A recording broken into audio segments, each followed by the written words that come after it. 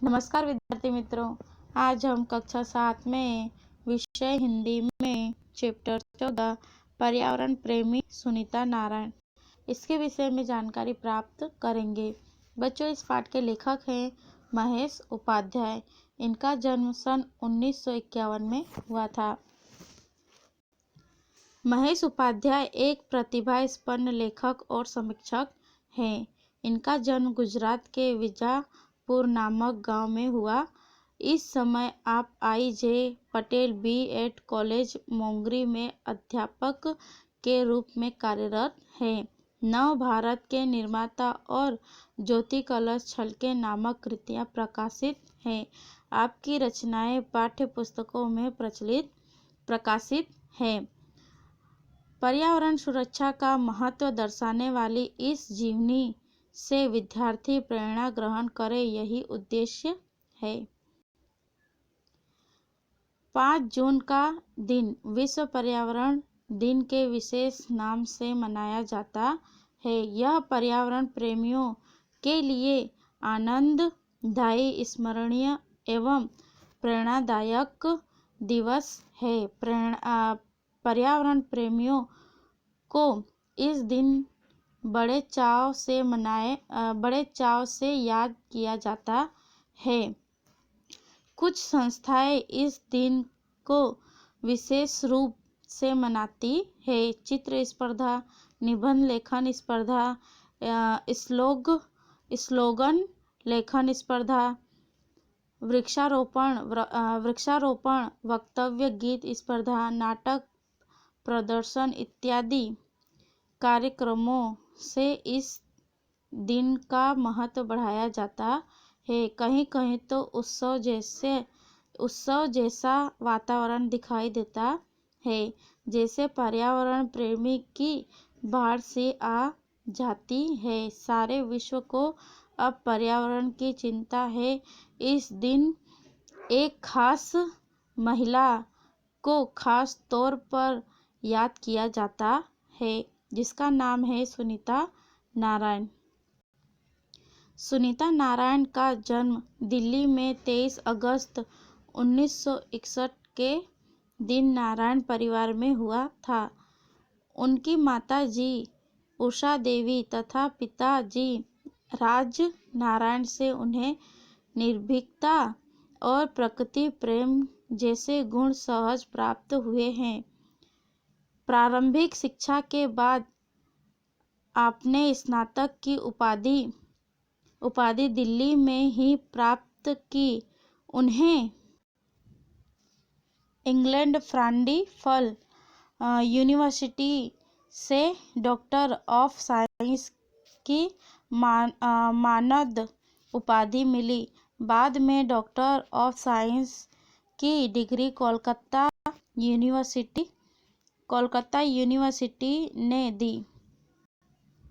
विकास के लिए पर्यावरण को कहीं नुकसान न हो, इसका हमें ख्याल रखना चाहिए। प्रदूषण की समस्या को देखते हुए प्रदूषण रहित विकास की दिशा में सोचना और काम करना हम सुनीता जी से सीख सकते हैं। यहाँ एक ऐसी नारी है जो सही रूप में प्रकृति प्रेमी है। वो सारी दुनिया की चिंता और चिंतन करके पर्यावरण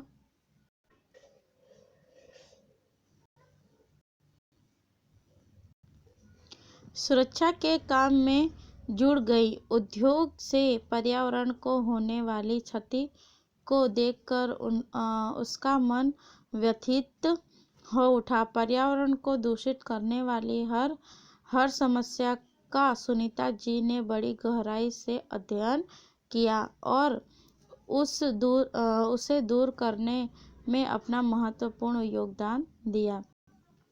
2005 एवं 2008 में अमेरिका के विदेश नीति पत्रिका द्वारा विश्व के 100 बुद्धिजीवियों में सुनीता जी को शामिल किया गया। अपनी प्रखर बुद्धि एवं कार्यप्रणाली के कारण उन्हें यह सम्मान प्राप्त हुआ। 2005 में भारत सरकार ने उन्हें पद्मश्री की उपाधि से सम्मानित किया गया। सुनीता नारायण पर्यावरण के क्षेत्र में अपनी सेवा प्रदान करने के लिए 1982 से सेक्टर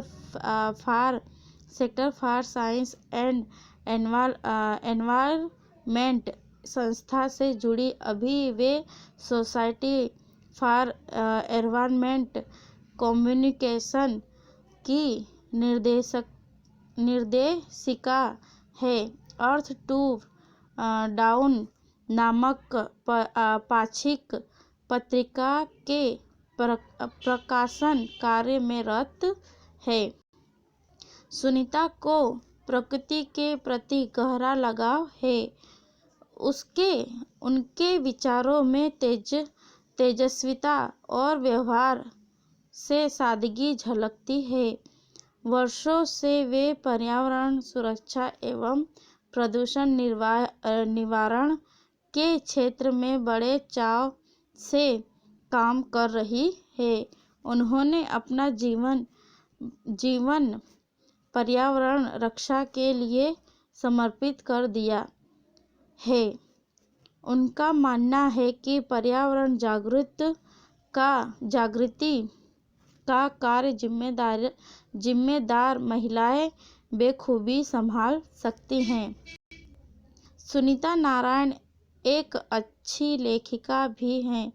अपने विचारों को सामान्य जनता तक पहुंचाने में बड़ी असरदार सिद्धि हुई है। समाचार पत्रों में तथा मीडिया द्वारा उन्हें मिशन को बड़ा वेग दिया। वे चाहती हैं कि यह धरती स्वच्छ, पवित्र और हरी भरी होनी चाहिए। पानी का दुर्व्यय न होना चाहिए। प्रदूषण को रोकना सब की जिम्मेदारी है। हमारे विकास की गति ऐसी हो जिससे इस धरती को कोई नुकसान न हो। इतना ही नहीं, वे कहती हैं कि पर्यावरण के साथ साथ सामाजिक एवं राजकीय शुद्धता के लिए हमें प्रतिबद्ध होना चाहिए।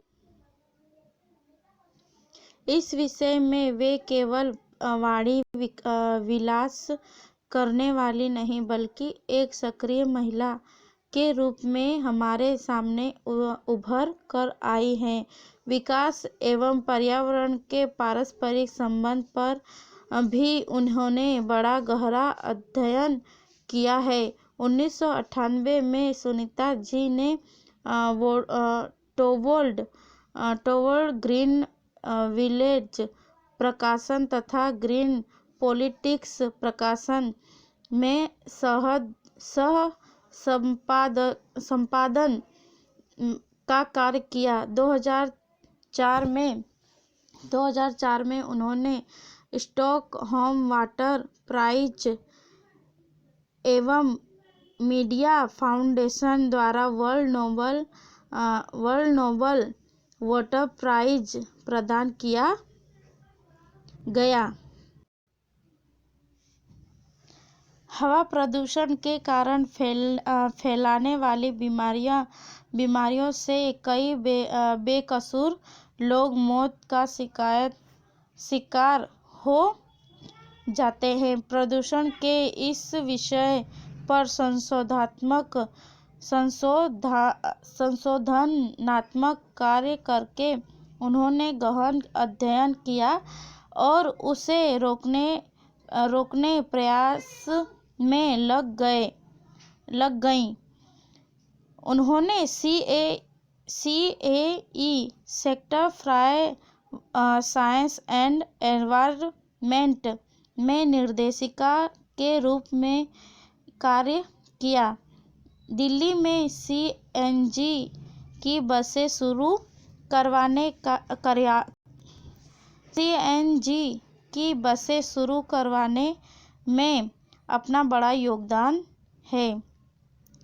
सुनीता ने पर्यावरण रक्षा के कानून को खत्म करने की कानूनी लड़ाई शुरू की। इसमें सुप्रीम कोर्ट से अधिकृत आदेश प्राप्त किए। यह लड़ाई यहाँ खत्म नहीं बल्कि कानूनों का अमलीकरण हो, इसके लिए भी वह सदा कार्यरत रही। 2009 में राजलक्ष्मी फाउंडेशन चेन्नई की ओर से उन्हें अवार्ड प्रदान किया गया। आओ हम इस महिला के जीवन से प्रेरणा ले और प्रतिज्ञा करें कि हम बारिश के पानी को बचाएंगे, वृक्षारोपण करेंगे और उनकी रक्षा करेंगे।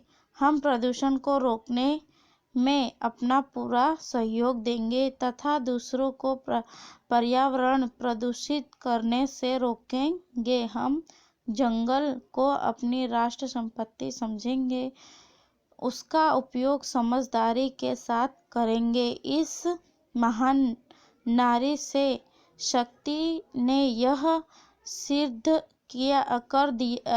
कर दिखाया कि पर्यावरण प्रेमी हृदय से निकलकर कितनी बड़ी सिद्धि प्राप्त कर सकते हैं।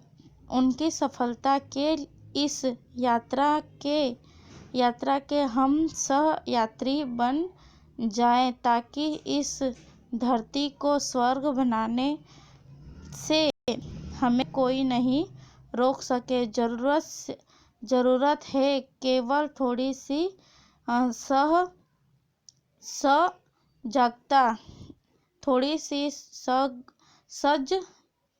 सजगता, सतर्कता एवं सहयोग की।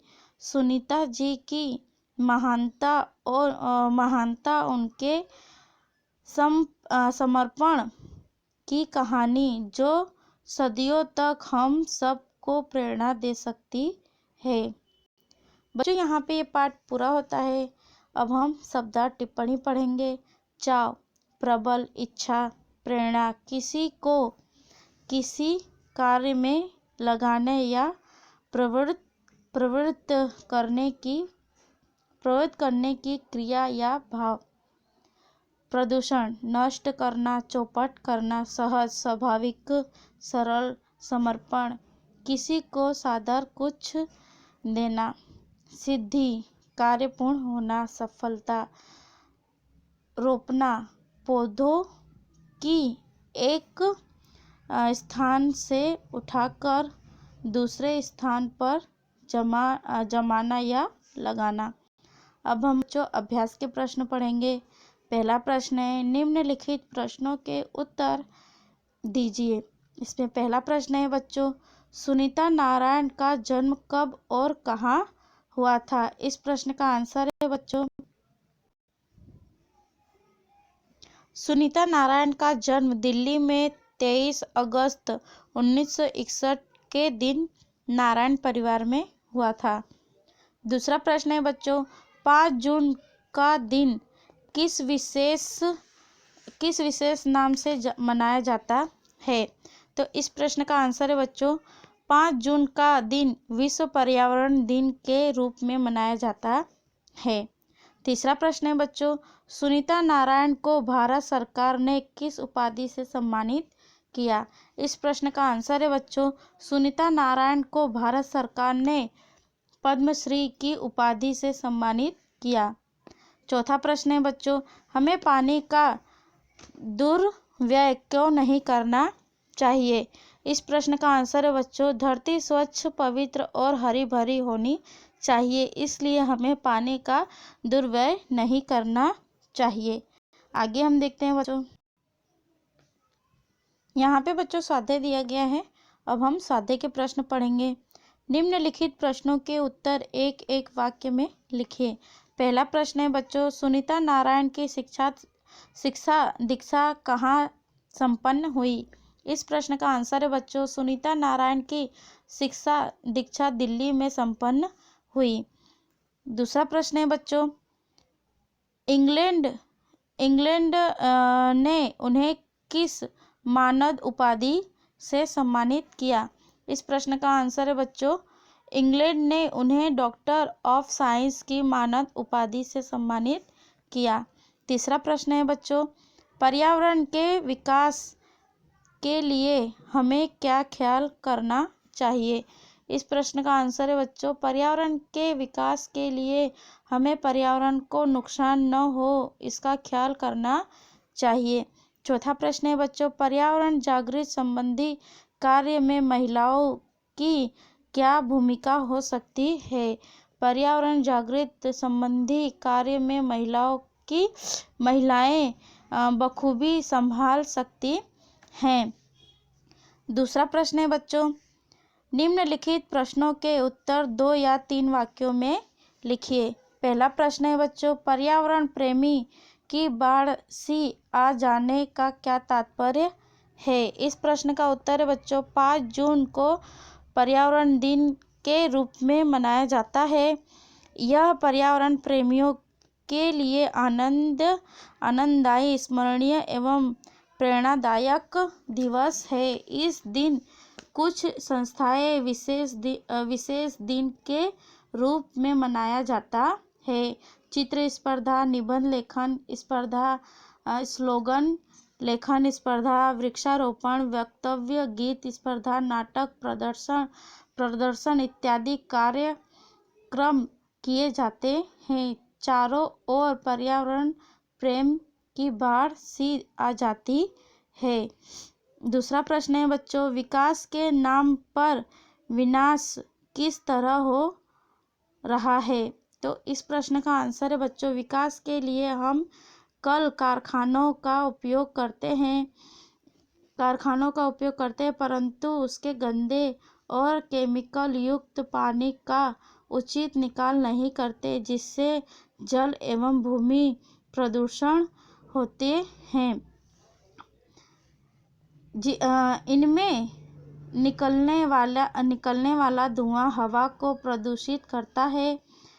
विकास के नाम पर वृक्षों का कटाव करते हैं और पर्यावरण को नुकसान पहुंचाकर विनाश को आमंत्रित करते हैं। तीसरा प्रश्न है बच्चों पर्यावरण की सुरक्षा कैसे की जा सकती है। इस प्रश्न का आंसर है बच्चों हम बारिश में पानी को बचाएंगे वृक्षारोपण करेंगे और उसकी रक्षा करेंगे। हम प्रदूषण को रोकने में पूरा सहयोग देंगे तथा दूसरों को पर्यावरण प्रदूषित करने से रोकेंगे। हम जल को अपनी राष्ट्र संपत्ति समझेंगे उसका समझदारी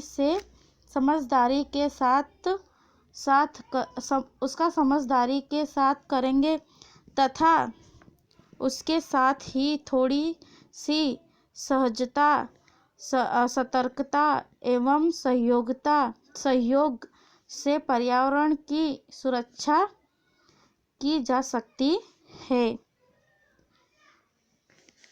तीसरा प्रश्न है बच्चों नीचे दिए गए शीर्षक पर दो अनुच्छेद लिखिए। पहला है पर्यावरण सुरक्षा एवं प्रदूषण। इसका आंसर है बच्चों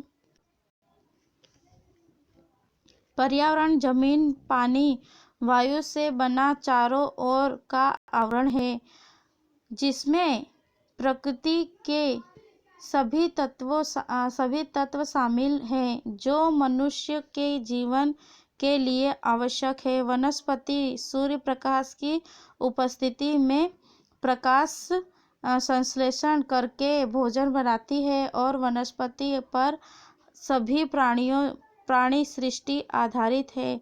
पर्यावरण में हवा पानी प्राप्त होते हैं जल वर्षा लाते हैं अर्थात इन प्रकृति तत्वों की सुरक्षा करना अपना नैतिक धर्म है। परंतु हम देख रहे हैं कि आज के विकास की दौड़ में जंगलों का कटाव कर रहे हैं। हवा, पानी, जमीन प्रदूषित होते चले जा रहे हैं, जो मनुष्य के जीवन के लिए संकट खड़ा कर दिया है। इसलिए हमें अपने जीवन को बचाने के लिए प्रकृति के तत्वों की रक्षा करना जरूरी है। इसलिए सतर्कता, सहयोगिता से पर्यावरण की सुरक्षा करके जीवन की रक्षा करेंगे। दूसरा है बच्चों, जीवन में पर्यावरण का महत्व। इस प्रश्न का आंसर है बच्चों, परि प्लस आवरण की सिद्धि से पर्यावरण बना है, जिसका अर्थ होता है चारों ओर का आवरण। पर्यावरण जीवनदाता है। क्या हम हवा, पानी के बिना जिंदा रह सकते हैं? वनस्पतियां हमें भोजन उपलब्ध कराती हैं।